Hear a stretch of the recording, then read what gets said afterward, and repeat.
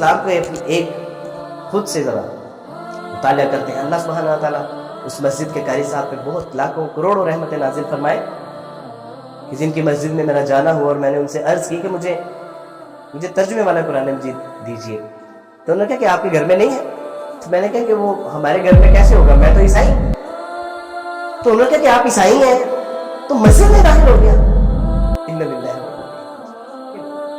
کم بخت، تجھے بچپن سے والدین سکھا رہے ہیں کہ مسلمانوں سے کبھی قرآن، رسول، اللہ کی امہات المومنین صحابہ کرام کی بات نہیں کرنی. 295C لگے گی، ساری زندگی سراہوں کے پیچھے سکتے.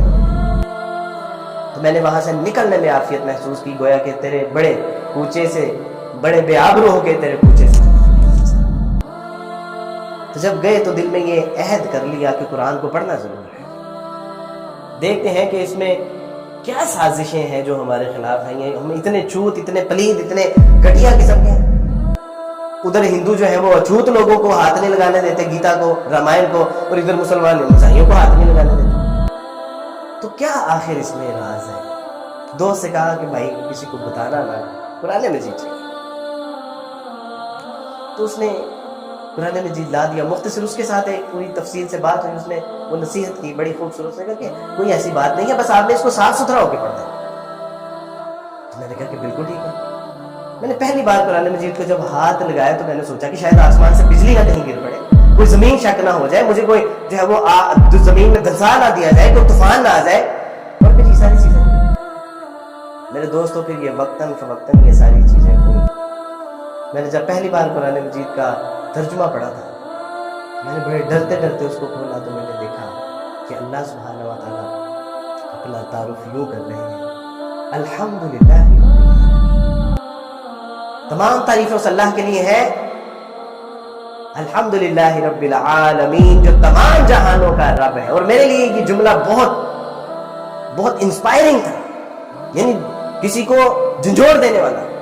رب العالمین، کیونکہ ہم نے تو ساری زندگی بائبل میں پڑھا تھا خداوند تمہارا خدا اسرائیل کا خدا ہے، خداوند تمہارا خدا ابراہیم کا خدا ہے، خداوند تمہارا خدا یعقوب کا خدا ہے، خداوند تمہارا خدا رب الافواج کا خدا.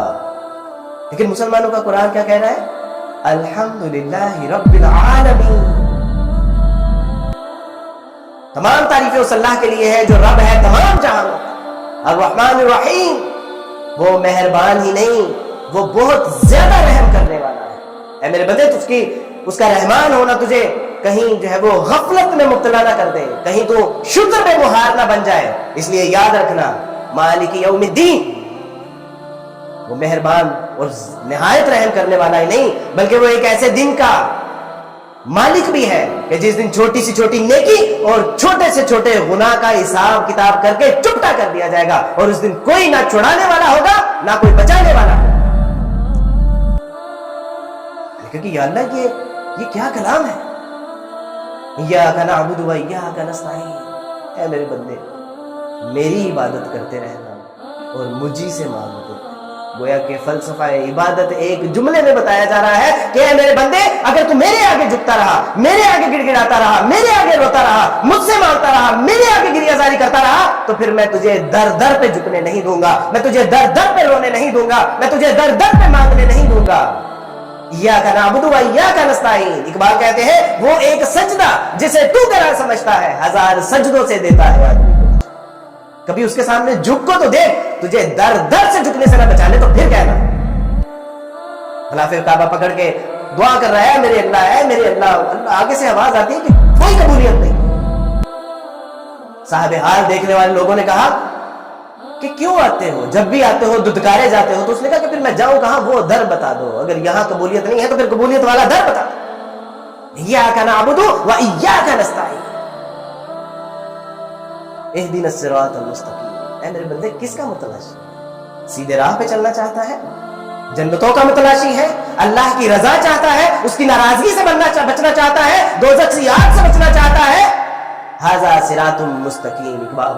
مسیح علیہ الصلوۃ والسلام نے کہا ان اللہ ربی و ربکم فاعبدوہ ھذا صراط مستقیم. الف لام سے لے کے والناس تک پڑھتا جا اور صراط مستقیم پہ چڑھتا جا. اللہ کی کامیابی اور کامرانیاں تیرا مقدر بنے. یا اللہ، عجیب کلام. میں نے کہا کہ یہ وہی کلام نہیں ہے جس طرح تورات زبور اور انجیل تھی، وہ بھی تو اللہ کا کلام ہی تھا، لیکن ان کا حال کیا ہو؟ ثمناً قلیلا، چند پیسوں کی خاطر ان میں بڑھا دی گئی چیزیں، گھٹا دی گئی چیزیں۔ میں نے کہا کہ اسی طرح یہ کلام، تو کلام قرآن نے کہا کہ نہیں، الف لام میم ذالک الکتاب لا ریب فیہ ھدی للمتقین، الف لام میم یہ وہ کتاب ہے کہ جس میں شک شبہ نہیں، شک شبے کا شائبہ بھی نہیں ہے۔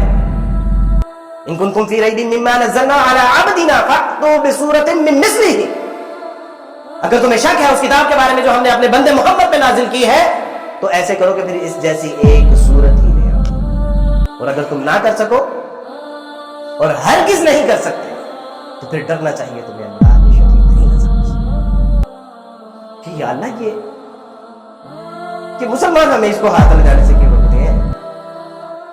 کہ تو آپ کہہ رہے ہیں کہ یہ کلام ان لوگوں کے لیے ہے جو اللہ سے ڈرنے والے ہیں، جو متقین ہیں، جو اس کی رضا جوئی کے لیے اپنے آپ کو وقف کرنا چاہتے ہیں، جو اس کی ناراضگی سے بچنا چاہتے ہیں۔ یہ مسلمان کہتے ہیں کہ تم ہاتھ نہیں لگا سکتے۔ پوچھا کہ میرے رب کا اور تعارف کیا ہے؟ تو اللہ نے فرمایا قرآن مجید کے ذریعے، اللہ لا الہ الا هو الحی القیوم، تمہارا الہ تو وہ اللہ ہے جو زندہ اور جاوید ہے اور ہمیشہ تک رہنے والا ہے۔ لا تأخذہ سنۃ ولا نوم، تم یہ کہتے ہو ظالموں کہ اللہ کو موت آ گئی، ہمارا عقیدہ یہی تھا کہ اللہ کو موت آ گئی، ہمارے خدا کو موت آ گئی، مسیح یسوع خداوند کو، اور وہ 3 دن قبر میں رہا اور 3 دن کے بعد زندہ ہو رہا، آسمانوں پر چلا گیا۔ تم یہ کہتے ہو تمہارا خدا، تمہارا الہ تو موت کیا، وہ نیند سے بھی پاک ہے، اور نیند کیا، نیند سے پہلے جو سینہ گندے باری ہونے والی کیفیت ہے وہ تو اس سے بھی پاک ہے۔ میرے ابا نے کہا کہ بیٹا تیری ذلت اور رسوائی میں اب کوئی شک باقی نہیں رہ گیا۔ میں نے کہا کیوں ابا؟ تو فرمانے لگے کہ پہلے تم نے عیسائیت سے اعلان برات کیا، اور اس کے بعد تم نے مسلمانوں کی کتابیں گھر لا کے پڑھنا شروع کر دی، تو اب تیری ضلالت میں کوئی شک رہ گیا؟ میں نے کہا کہ ابا ان مسلمانوں کی کتاب نے نا مجھے بڑی مشکل میں ڈال دیا۔ اس کی وجہ یہ ہے کہ ہم عیسائیوں نے، ویسٹ نے اتنی ترقی کی کہ اگر دنیا اس ویسٹ کی ٹیکنالوجی کو اگر اس تک پہنچنا چاہے تو وہ مزید 500-700 سال آگے جا چکے ہیں۔ یہ سید قطب کا جملہ ہے کہ میں نے جب ویسٹ کا ایجوکیشن پوائنٹ آف ویو سے جب میں نے اس کا مطالعہ کیا تو کہتے ہیں کہ میں نے سوچا کہ جب تک ہم یہاں تک پہنچیں گے یہ ہم سے 1400 سال آگے جا چکے ہیں، وہ اتنی تیزی سے ترقی کر رہے ہیں۔ تو میں نے کہا کہ ابا ہم نے اتنی ترقی کی کہ مسلمان بھی اس کے معترف ہیں، لیکن یہ ان کی کتاب نے مجھے مشکل میں ڈال دیا۔ یہ کہتے ہیں کہ محمد صلی اللہ علیہ وسلم آپ کہہ دیجئے، جو لوگ آپ سے پوچھتے ہیں آپ کے رب کے بارے میں، قل هو اللہ احد، آپ کہہ دیجئے کہ وہ وحدہ و یکتا ہے، وہ تنہا ہے، وہ اکیلا ہے، اللہ الصمد، وہ بے نیاز ہے، بلکہ ہر چیز اس کی محتاج ہے، وہ کسی چیز کا محتاج نہیں ہے۔ لم یلد ولم یولد، نہ وہ کسی سے پیدا ہوا ہے نہ اس سے کوئی پیدا ہوا ہے، ولم یکن لہ کفوا احد، اور اس جیسا کوئی نہیں ہے۔ میں نے کہا ابا یہ ان کے خدا کا ایک معیار ہی نہیں، چیلنج ہے کہ اگر تم کسی کو خدا مانتے ہو تو 5 نہیں، کسی کے اندر ایک ہی صفت پیدا کر دو۔ میں نے کہا ابا کیا ہم مسیح علیہ السلام کے اندر کی صفات نہیں پیدا؟ ہم نے تو علوم و فنون کے دریا بہا دیے، ہم نے تو سائنس اور ٹیکنالوجی، چاند، اب چاند سے بھی آگے جا رہے ہیں، تو مسیح علیہ السلام میں اس جیسی کوئی ایک صفت بھی نہیں پیدا کر سکتے کہ مسیح علیہ السلام کو وحدہ و یکتا ثابت کر دے، اس کو کسی چیز سے بے نیاز ثابت کر دے، یہ ثابت کر دے کہ وہ پیدا نہیں ہوا۔ ہم تو یہ پیدا کرنا تو دور، ہم تو اس کا مرنا بھی ثابت کر دیں۔ اگر وہ خدا تھا تو موت کیسے؟ اور اگر خدا تھا تو موت آنی نہیں چاہیے تھی، اور اگر وہ خدا تھا تو کیا مریم علیہ السلام کے جسم کے بطن میں وہ پرورش پاتے، وہاں مجسم ہوتے؟ کیا خدا کو یہ شان نشان ہے؟ ان کی ختنے ہوئے، کیا خدا کے ختنے ہو سکتے ہیں؟ مسیح کو بھوک لگی، مسیح نے ناتوانی محسوس کی، مسیح علیہ السلام کے جسم میں برچھا مارا گیا، مسیح علیہ السلام نے پانی طلب کیا، مسیح علیہ السلام کے منہ پہ انہوں نے تماچے مارے یہودیوں نے، کیا خدا کے شایع نشان ہے؟ میں نے کہا کہ ابا اگر نہیں تو پھر مجھے جانے دیجیے، پھر مجھے میرا اللہ مل گیا، مجھے وہ رب مل گیا جس نے مجھے اس کائنات میں بھیجا تھا اور کس مقصد کے لیے بھیجا تھا، وما خلقت الجن والانس الا لیعبدون۔ ابا پتہ چل گیا کہ مجھے اللہ نے کیوں پیدا کیا، اور اللہ سبحانہ و تعالیٰ کی توفیق سے یہ آج کا قصہ نہیں ہے، یہ 1443 سال سے زبانیں گونگ پڑی ہیں، حوصلے پست ہیں، کسی کی جرأت ہمت نہیں ہے کہ قرآن کے اس جو ہے وہ چیلنج کا جواب دے سکے۔ اور اللہ کا شکر، اللہ سبحانہ و تعالیٰ نے اس قرآن کی حفاظت فرمائی، اس قرآن کو ہمارے لیے اعزاز بنایا، اعجاز بنایا۔ وہ زمانے میں معزز سے مسلمان ہو کر اور ہم خوار ہوئے تارک قرآن، اور ہمیں کہا جا رہا ہے یہ جو زمانوں کے لیے ہدایت تھی اللہ سبحانہ و تعالیٰ کی طرف سے، ہم نے کہا کہ آپ اس کو ہاتھ نہیں لگا سکتے۔ اقبال نے کہا کہ اگر مجھے زبان کھولنے کی اجازت دو تو وہ یہ ہے کہ یہ کتاب نہیں ہے، فاش گویم آنچ در دل مزمرست، این کتابیں نیست چیزیں دیگر است۔ اگر مجھے اجازت دو اپنی زبان کھولنے کی تو وہ یہ ہے کہ یہ کتاب نہیں ہے، دس از اینی ادر تھنگ، یہ کوئی اور ہی چیز ہے، مثل حق من ہاں وہاں پیداست نہیں، یہ تو ذاتی باری تعالیٰ کی تجلی کی مانند ہے، کیونکہ اللہ اپنی تجلی پہاڑ پر ڈالتے ہیں تو وہ ریزہ ریزہ ہو جاتی ہے، دبتی ہے، پھٹتی ہے، ریزہ ریزہ ہو جاتی ہے۔ اور قرآن کے بارے میں اللہ سبحانہ وتعالیٰ فرماتے ہیں لو انزلنا هذا القرآن على جبل لرأيته خاشعا متصدعا من خشیۃ اللہ، کہ اگر اس قرآن کو ہم کسی پہاڑ پہ نازل کرتے تو دبتا پھٹتا ریزہ ریزہ ہو جاتا۔ اقبال کہتے ہیں یہ تو ذاتی باری تعالیٰ کی تجلی کی مانند ہے، اور اس سے باتیں کرو تو یہ باتوں کا جواب بھی دیتی ہے۔ کبھی پوچھ تو صحیح مسلمان اس سے اپنے مسائل، کبھی پوچھ تو صحیح اللہ کی رضا جوئی کے معاملات، کبھی پوچھ تو صحیح دوزخ سے نجات کا نسخہ، کبھی پوچھ تو صحیح اپنے کاروبار کے حلال اور حرام، کبھی پوچھ تو صحیح کہ تیرے شادی بیاہ کیسے ہونے چاہیے، کبھی پوچھ تو صحیح کہ تیری اموات کیسے ہونی چاہیے، کبھی پوچھ تو صحیح کہ تیرا مال کا مصرف کیا ہونا چاہیے، کبھی پوچھ تو صحیح کہ تیرا وقت، تیری جان، تیرا مال، تیری اولاد تیرے لیے کیا ہے، یہ فطرہ ہے یا نعمتیں ہیں کہ جس کو پال رہا ہے، جس کو کھلا رہا ہے، اور یہی کل کو تیرے خلاف گواہی دے گی۔ پھر عبد القادر جیلانی رحمہ اللہ فرماتے ہیں مکان بنا تو رہا ہے، اس میں رہیں گے کوئی اور حساب تو دے گا۔ کبھی پوچھ تو صحیح کہ اللہ سبحانہ و تعالیٰ سے مجھے کتنا دنیا میں رہنا ہے، یہاں کی انویسٹمنٹ کتنی ہونی چاہیے، یا اس کے علاوہ مجھے کبھی پوچھے تو صحیح۔ اور یہ اقبال کہتے ہیں کہ پوچھ اس سے، یہ تجھے اس باتوں کا جواب بھی دے گا۔ مثل حق بن ہاں وہاں پیداست نہیں، زندہ ہو پائندہ ہو گویاست، چون بجا کر رخت جہاں دیگر شبت، جہاں چو دیگر شد جہاں دیگر شد۔ اس قرآن کا ایک کمال یہ بھی ہے کہ جب انسان کے اندر داخل ہوتی ہے تو اندر کی دنیا تبدیل کر دیتی ہے، اور جب اندر کی دنیا تبدیل کر دیتی ہے تو پھر باہر کی دنیا بھی تبدیل۔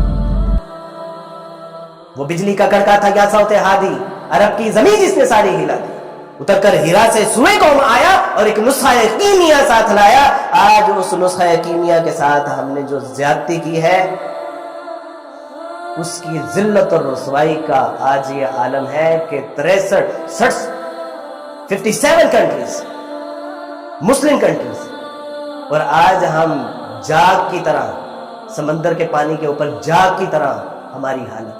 ہماری خواتین کے پستان کاٹ کے ان کے ڈھیر بنائے جاتے ہیں، ہمارے بچوں کو کاٹا جاتا ہے، ہمارے بوڑھوں کو روندا جاتا ہے، ہمارے جوانوں کو جو ہے وہ شہید کیا جاتا ہے، اور آج ہم اس بات کا تذکرہ کرنا بھی اپنے لیے ہم وہ خوف کا باعث محسوس کرتے ہیں۔ کیوں؟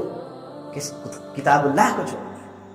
رسول اللہ صلی اللہ علیہ وسلم فرمایا کہ دیکھو اس قرآن کو اپنے سینوں کی ڈال بنانا، اپنے گردن کا سر کا تکیہ نہ بنانا، اور ہم نے اس کو سر کا تکیہ بنایا۔ اللہ نے ہمیں ذلت اور رسوائی کا نشان بنا دیا۔ کیوں؟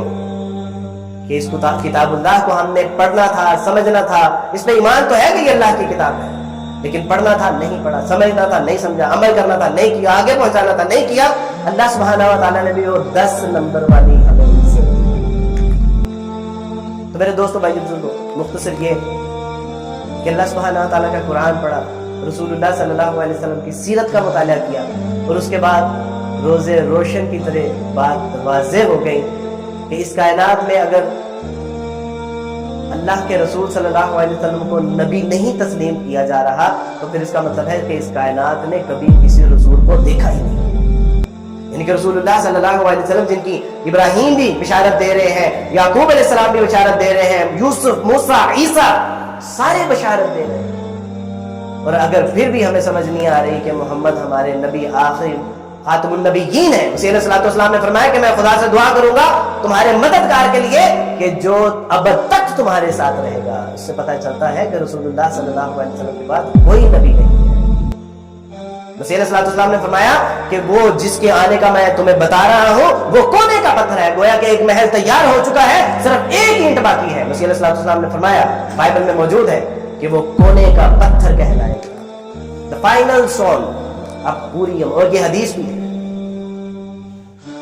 تو میرے دوستو بھائی، رسول اللہ صلی اللہ علیہ وسلم کی سیرت پڑھی، قرآن پڑھا، اور اس کے بعد اللہ سبحانہ و تعالیٰ نے شرح صدر عطا فرما دیا کہ اس کائنات میں آسان ترین فلسفہ توحید ہے جو اسلام پیش کرتا ہے۔ اللہ کو سمجھنا ہے تو 2 2 4 کی طرح جو عقیدہ اسلام دیتا ہے، اس کائنات کا سب سے بہترین عقیدہ۔ یہ کتاب نہ صرف دنیا میں کامیابی اور کامرانی بلکہ آخرت کے لیے بھی کامرانی کی کتاب، final Testament, last and final Testament, the complete constitution for the humanity۔ اور محمد صلی اللہ علیہ وسلم میری آل اولاد قربان رسول اللہ پہ، کہ جنہوں نے باتھ روم سے لے کے ریاست کے مسائل تک ہمیں بتا دیا اور عمل کر کے دکھایا۔ تو اللہ سبحانہ و تعالیٰ کی توفیق سے جمعے کا دن تھا، دین آئی واز ان دبئی، اس وقت میں دبئی میں ہوتا تھا، اور اللہ کی توفیق سے جمعے کے دن میں کلمہ پڑھا، اشہد ان لا الہ الا اللہ و اشہد ان محمد رسول اللہ، اور اسلام میں داخل ہو گیا۔ اللہ سبحانہ و تعالیٰ سے دعا ہے کہ اللہ سبحانہ و تعالیٰ اس کلمے پہ زندہ رکھے، اس کلمے پہ موت عطا فرمائے۔